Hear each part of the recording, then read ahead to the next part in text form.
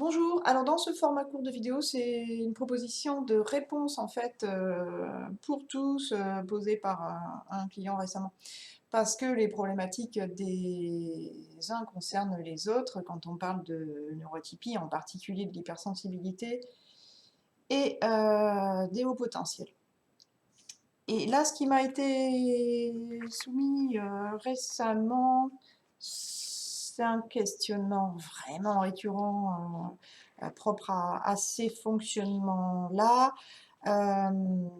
Pourquoi la colère, en particulier chez le petit enfant?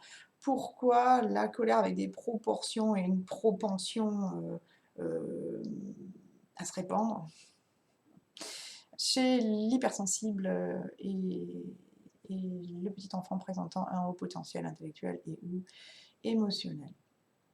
Parce que ce sera équivalent, hein. Il n'y a pas, à mon sens, de prévalence sur l'un ou l'autre des fonctionnements dominants, intellectuels ou émotionnels, pour justifier, pour expliquer différemment la colère, ce sentiment et cette émotion débordante associée vraiment dès la petite enfance pour certains à ces fonctionnements.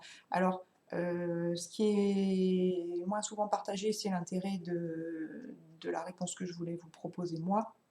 Ce que je constate, c'est l'origine, si on veut, de la colère, ou alors même la colère est plus importante chez les enfants qui ne sont pas pris en compte, pris en considération dans leur spécificité. Autrement dit, quand la famille n'a pas pris la mesure de la différence, ne s'est pas identifiée elle-même, parfois, voire ne relève pas du profil, bien entendu.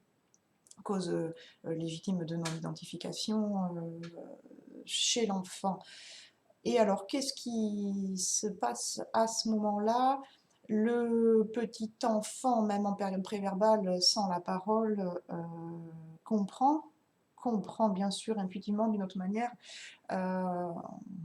tous pareils pour le coup, il ne s'agit pas de neuroatypie, le décalage. Il comprend le décalage entre justement la parole articulée, ce que transmettent les adultes pour expliquer le réel et le concret de ce qu'ils vivent. C'est-à-dire que moi, les adultes autour du petit neuroatypique sont alignés, sont congruents entre ce qu'ils montrent de l'extérieur et ce qu'ils pensent à l'intérieur. Troisième point, ce qu'ils vont nous dire de la situation. Et plus le petit enfant le perçoit,